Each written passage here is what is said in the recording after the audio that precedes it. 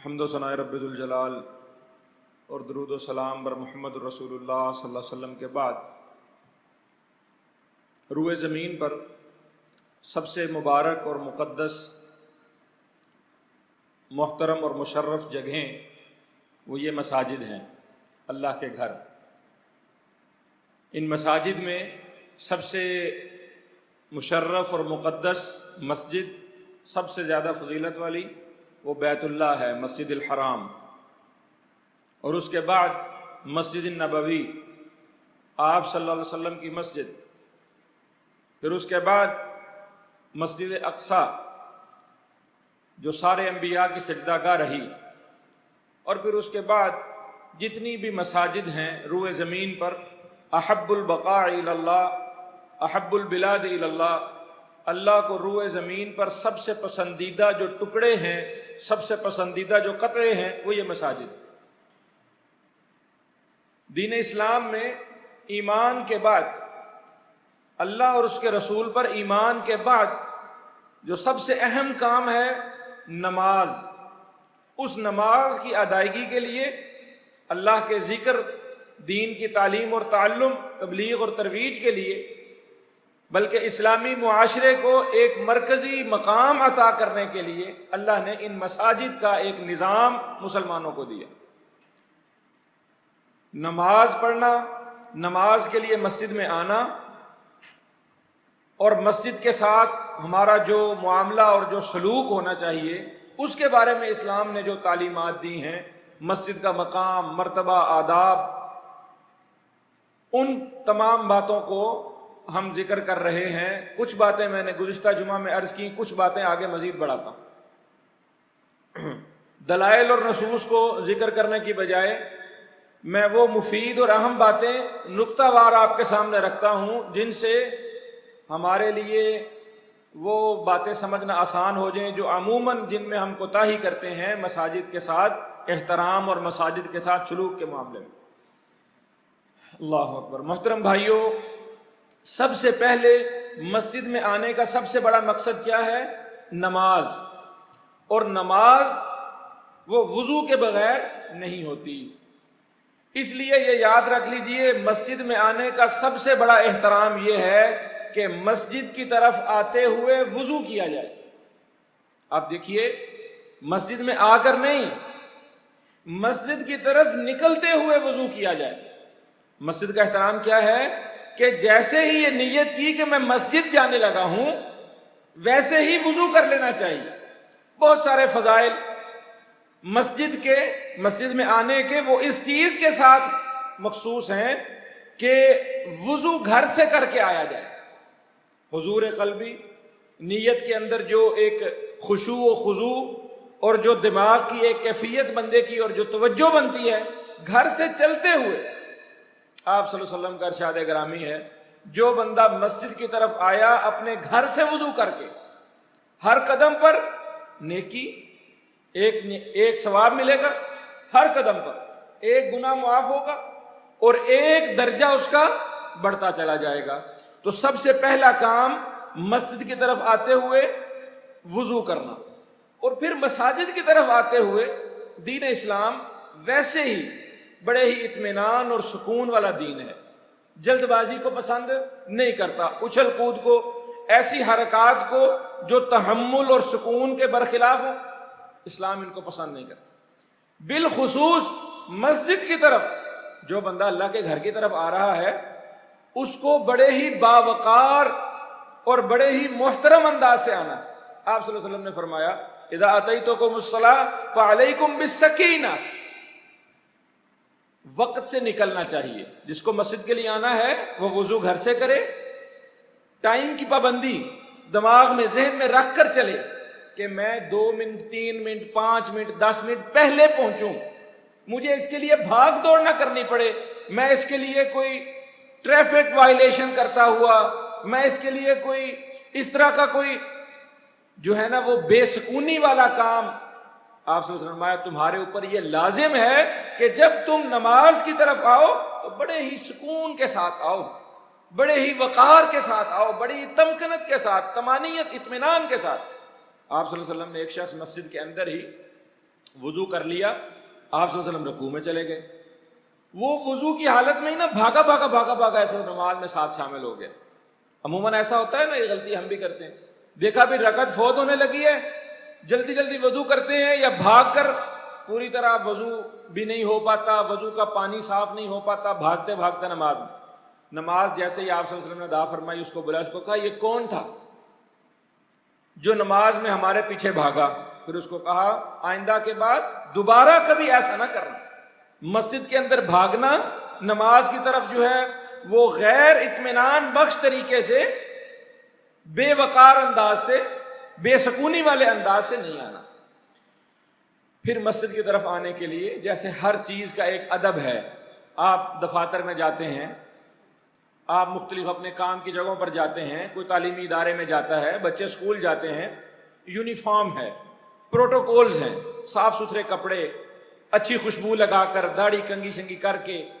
سر کے بال سیٹ کر کے، جو بہتر سے بہتر حلیہ بنا سکتا ہے بندہ جاتا ہے۔ مسجد کے لیے بھی اللہ رب العالمین نے کہا یا بنی آدم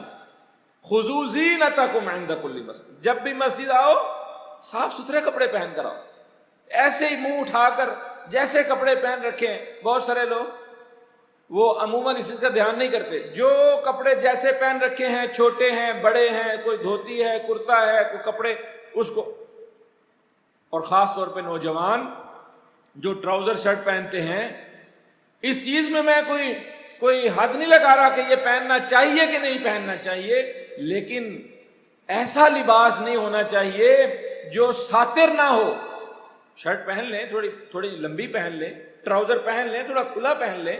مسجد میں آپ آئیں گے نماز پڑھیں گے، اگر نماز کے دوران آپ کا کپڑا جو ہے وہ آپ کی پشت سے ہٹ جائے، یا آپ کا ٹراؤزر اتنا چست ہو کہ آپ کے جو ہیں وہ اعضاء شرمگاہ وہ واضح ہوتے ہوں، تو یہ مسجد کے آداب کے خلاف ہے۔ اور پھر یہ بڑا مسئلہ ہے، ٹوپی لینا بڑا اچھا کام ہے، سر پہ ٹوپی رکھنا یہ نماز کے لیے خاص نہیں ہے، سر کو ڈھانپ کر رکھنا، پگڑی ٹوپی سر کے اوپر رکھنا یہ ہر وقت ایک اچھا کام ہے، ایک اچھی سنت ہے، یہ نماز کے لیے خاص نہیں ہے۔ اگر کسی بندے کے پاس ٹوپی نہیں ہے تو اس کے بغیر اس کی نماز ہو جائے گی، آپ صلی اللہ علیہ وسلم نے پڑھی ہے، لیکن ٹوپی لینی چاہیے، سر کو ڈھانپنا چاہیے، یہ شرافت کا تقاضا ہے۔ لیکن یہ بھی ایک غلط بات ہے کہ مسجدوں میں ٹوپیاں رکھی ہوتی ہیں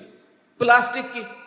یا پھر وہ دوسری ٹوپیاں وہ کھجور کی چھال کی، اب زمانہ تھوڑا ایڈوانس ہو گیا، پہلے وہ کھجور اب پلاسٹک کی ہوتی ہیں، یا کچھ جگہوں پر کپڑے کی ٹوپیاں رکھی ہوتی ہیں گندی بدبودار۔ او بھائی، جب آپ وہ ٹوپی پہن کر اپنی کلاس روم میں نہیں جا سکتے، اپنے باس کے سامنے نہیں جا سکتے، اپنے دفتر میں نہیں جا سکتے، وہ ٹوپی بری لگتی ہے، ٹوٹی ہوئی ہے، گندی ہے، بدبو آ رہی ہے، وہ شایان شان نہیں، تو ایسی ٹوپی بلا وجہ سر پہ رکھ کر کھڑے ہو جانا نماز میں یہ زینت کے خلاف ہے، یہ خوبصورتی کے خلاف ہے، یہ بندے کی اس شان کے خلاف۔ ہاں، اچھی ٹوپی لیجئے، اچھی ٹوپی سر پہ رکھیے، خوبصورت لگے، بندے کی شخصیت کو زینت والا، زیب و زینت والا خوبصورت بنائے، یہ مسجد کا۔ وضو کر کے سکون کے ساتھ اچھا لباس پہن کر، یہ ساری باتیں تو ہوئی ظاہری۔ اسلام کہتے ہیں نہیں، صرف اتنی بات نہیں، اندر کیا ہے، دل میں کیا ہے، اور تم نے کھایا کیا ہوا ہے، اس چیز کا بھی دھیان کرو۔ مسجد کی طرف آتے ہوئے ایک تو ظاہری اپنا حلیہ، لباس، اپنا وضو، ان ساری چیزوں کو بہتر سے بہتر، نیت، اپنی نیت درست کرو کہ میں مسجد کی طرف جا رہا ہوں، اور سوچو دیکھو کیا کھایا۔ اگر کوئی ایسی چیز کھائی ہوئی ہے جس سے بدبو آ رہی ہے، پیاز ہے یا لہسن ہے، دو چیزوں کا تو ذکر آپ صلی اللہ علیہ وسلم نے حدیث میں فرما دیا، اس کے علاوہ بھی اگر کوئی ایسی چیز ہے جس کے کھانے سے اسمیل پیدا ہوتی ہے، یا کسی بندے کی طبیعت خراب ہے، اس کو کوئی ایسا زخم ہے، کوئی پھوڑا پھنسی ہے جس سے پیپ ہے، یا اس کا زخم دکھنے میں خراب ہو چکا ہے، یا اس کے منہ سے بدبو آ رہی ہے، آپ صلی اللہ علیہ وسلم فَلْيَعْتَزِلْ مَسَاجِدَكُمْ، ہماری مسجدوں سے دور رہیں، یہ اپنے گھروں میں بیٹھے رہیں، یہ ہماری مسجد میں نہ آئیں۔ حضرت عمر رضی اللہ تعالیٰ عنہ نے خطبہ ارشاد فرمایا، اور ایک شخص کو دیکھا کہ اس کے منہ سے بدبو آ رہی تھی، اس کو امر بہ فخرج الی البقیع، اس کو حکم دیا، اس کو کہا اٹھ نکل جا، چل بقیع کی طرف چلا جا، ہماری مسجد میں نہ آؤ۔ تو میرے بھائی ہر بندے کو یہ دیکھنا ہے، جسم خوشبو والا، کپڑے صاف ستھرے، منہ سے سر سے ایسا کوئی بھی چیز۔ خوشبو لگانے کے بارے میں ہم لوگ بڑے ڈھیلے واقع ہوئے ہیں، من حیث المجموع، کسی ایک کی بات نہیں کر رہا۔ آپ صلی اللہ علیہ وسلم نے فرمایا حبب الی النساء والطیب، مجھے تو خوشبوئیں پسند بڑی ہیں، تو اچھی خوشبو، یہ چلیے یہ مسئلہ بھی سمجھ لیجئے بیچ میں آ گیا ہے، جو پرفیوم ہوتا ہے الکوہل والا، اس کے بارے میں بہت سارے لوگ جو ہے وہ سمجھتے ہیں کہ شاید الکوہل والا پرفیوم لگانا گناہ ہے، اور وہ پرفیوم لگا کے مسجد میں نہیں آتے، وہ بیچارے عطر کی تلاش میں رہتے ہیں کہ ہمیں عطر ملے اور ہم عطر لگا کر چلو مسجد میں چلے جائیں، اور یہ جو باڈی سپرے ہے، ڈیوڈرنٹ ہے، جو دوسرے سپرے ہیں وہ نہ لگانے پڑے پرفیوم، اس میں الکوہل ہوتا ہے۔ تو بھائی شرعی طور پر مسئلہ یہ ہے، بہتر بات ہے کہ آپ الکوہل لگائیں، وہ عطر لگائیں، اچھے سے اچھا آپ عطر خریدیں، بہتر بات ہے، اچھی بات یہ ہے، لیکن الکوہل کے استعمال سے کوئی ناپاکی نہیں لازم آتی۔ الکوہل لگا لینے سے، ابھی تو آج کل تو یہ کرونا میں بھی مسئلہ ہے نا، سینیٹائز کرنا پڑتا ہے ہاتھ کو، یا صابن وغیرہ یا دوسری جو ادویات ہیں وہ اس طرح کی استعمال کرنی پڑتی ہیں جس میں الکوہل شامل۔ الکوہل حرام ہے، ناپاک نہیں ہے۔ بات لمبی نہ ہو جائے، صرف ایک مثال سے بات کو ختم کرتا ہوں آگے۔ خون ناپاک نہیں ہے، حرام ہے۔ خون کھا سکتا ہے بندہ، پی سکتا ہے؟ نہیں نہ کھا سکتا، لیکن اگر کسی کے کپڑوں کو خون لگ جائے، موبل آئل لگ جائے، کام کرتے ہیں نا مکینک بیچارے، اب موبل آئل کھا تو نہیں کوئی سکتا، حرام ہے نا، لیکن وہ موبل آئل اگر کسی کے کپڑوں پر لگا ہوا ہے تو اس کا اب یہ تو نہیں کہیں کہ تمہارے کپڑے ناپاک ہے تم دفع ہو جاؤ، نہیں۔ ہاں یہ ضرور ہے کہ بھائی تم اچھے کپڑے پہن کر آؤ، مجبوری ہے، تم مزدور ہو، مکینک ہو، تو مستری ہو، تمہارے کپڑوں کو مٹی گارا لگا ہوا ہے، یا تم کوئی چوٹ لگ گئی ہے، زخم ہو گیا ہے، تو نماز تو ہو جائے گی۔ تو خوشبو لگا کر آنا چاہیے مسجد میں، مسجدوں کی طرف آتے ہوئے زیب و زینت۔ پھر آپ خود ہی سمجھ لیجیے، جو سگریٹ پینے کے عادی ہیں یا جو پان گٹکا نسوار وغیرہ کے عادی ہیں، یہ ساری چیزیں خبیث چیزیں ہیں، ان ساری چیزوں سے مسجد میں منہ میں بدبو پیدا ہوگی، اور ایسی چیزوں کو فرشتے بھی تنگ ہوتے ہیں، انسان بھی تنگ ہوتے ہیں۔ آپ صلی اللہ علیہ وسلم نے اس کو منع فرمایا، سخت ناپسند کیا۔ تھوکنا، مسجد کے اندر گند ڈالنا، تکلیف دہ چیزیں رکھنا، مسجد میں آ کر لوگوں کو پھلانگنا، پیچھے بیٹھنا مسجد کے ادب کے خلاف ہے۔ جب بھی مسجد میں آ جائیں سب سے پہلے اگلی صفوں کو پورا کریں، پہلی صف کو پہلے پورا کریں، اور پہلی صف کو پورا کرنے میں بھی امام کے بالکل پیچھے، پھر دائیں پھر بائیں، پھر دائیں پھر بائیں، پہلی صف پوری ہو جائے پھر دوسری پھر تیسری، جہاں دل کرے وہاں آ کر بیٹھ جانا یہ بھی صحیح نہیں۔ اور مسجد میں اپنی جگہ مخصوص کر لینا کہ میں یہیں بیٹھوں گا، کوئی بندہ وہاں بیٹھا ہوا پایا گیا اس کو گھور کر تم میری جگہ پر کیوں بیٹھ گئے ہو، یہ بھی سخت ناپسندیدہ بات ہے۔ جہاں مسجد میں جگہ ملے جس وقت آئے ہو وہاں بیٹھو، اور مسجد میں پہلے اگلی جگہوں کو پورا کرو۔ لوگوں کی گردنیں پھلانگنا، لوگوں کو پھلانگ کر آگے جانا غلط بات۔ تحیت المسجد، تحیت الوضو پڑھنی چاہیے۔ اللہ اکبر۔ مسجد میں آ کر اونچی آواز سے سلام نہیں کہنا، لوگوں کو عادت ہے، لوگ آتے ہیں دروازہ کھول السلام علیکم۔ بھائی یہ مسجد ہے، کوئی بازار نہیں ہے، کوئی نماز پڑھ رہا ہے، کوئی ذکر کر رہا ہے، کوئی تلاوت کر رہا ہے۔ ہاں اگر کوئی بندہ بالخصوص آپ کی طرف متوجہ ہو گیا ہے اپنی نماز، ذکر، اذکار، تلاوت وغیرہ سے، دروازہ کھلا، اس نے مڑ کر دیکھا، آپ اس کو کہیں السلام علیکم۔ لیکن یہ آتے ہوئے جاتے ہوئے کچھ لوگوں کا یہ طریقہ ہوتا ہے، عام مساجد میں ہم نے دیکھا ہے کہ وہ دروازہ کھلتا ہے مسجد کا، آتے ہیں تو جاتے ہیں، جاتے ہوئے وہ کوئی نماز میں مخل ہو رہا ہے، کسی کی تلاوت میں مخل ہو رہا ہے، وہ بیچارہ جو تلاوت کر رہا تھا، جتنے لوگ آتے جائیں گے ان کو ہر دفعہ سلام کا جواب۔ یہ باتیں سمجھنے کی ہیں۔ تحیت المسجد،